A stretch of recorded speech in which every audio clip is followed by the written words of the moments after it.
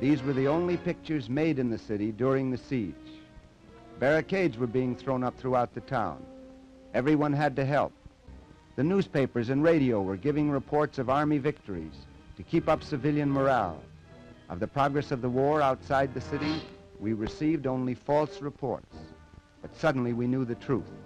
On the 10th day, soldiers started flooding back, retreating. Warsaw was almost surrounded.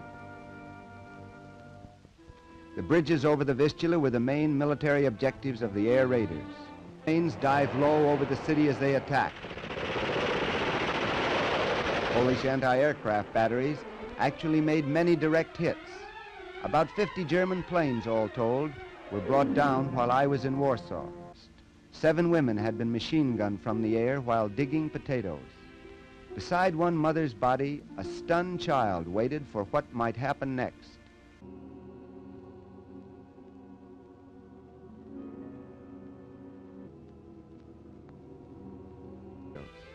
They knew that if they dug, they might be machine gunned, but if they didn't, that they would surely starve.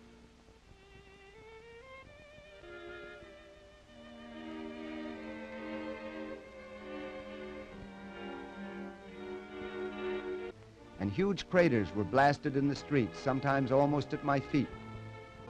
They huddled together, perhaps drawing some courage from contact with their fellow sufferers. It was pitiful, for in groups like this, a bomb could rub out scores of lives. Between 300 and 400 enemy planes a day were overhead. By the 12th day, it was absurd even to sound alarms, for there was always an air raid. Stores had kept open so long as there was anything to sell. Then the city established bread lines, where more than half the population lined up for their daily rations. People were constantly moving, sometimes saving the least useful but most prized possessions from the debris of their homes. Demoralized, they shifted about the city, seeking safety. They were lucky who owned a horse and wagon, because the entire family, even to the house pets, could be moved together with enough necessities. By this time, the German Air Force, which had outnumbered the Polish planes by 20 to 1, had left not a defending ship in the sky.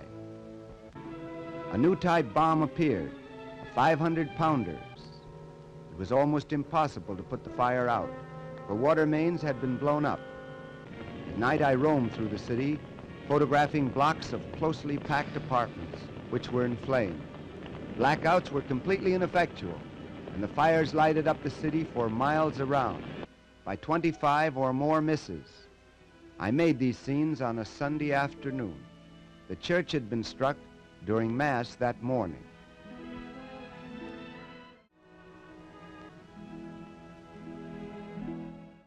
This hospital was hit 5 times the day before I photographed it.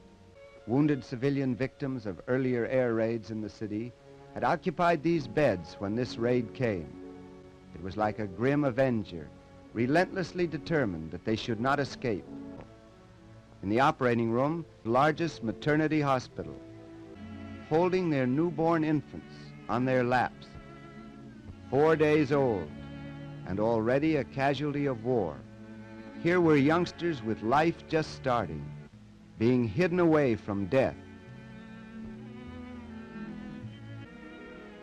One woman explained that the planes flew low just above the treetops, spraying the fleeing women with machine gun bullets. Still another told of 9 who were killed by shell fire. When they learned that I was an American photographer, somehow they seemed to believe that I'd come all the way from the United States to help them. But I could do no more than capture the record, written in their faces, dazed, angry, magnificent.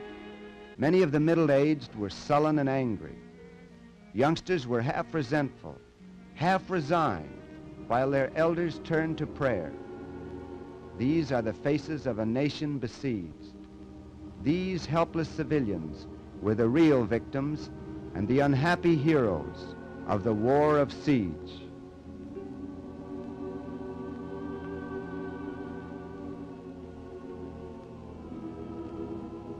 May God have mercy on them.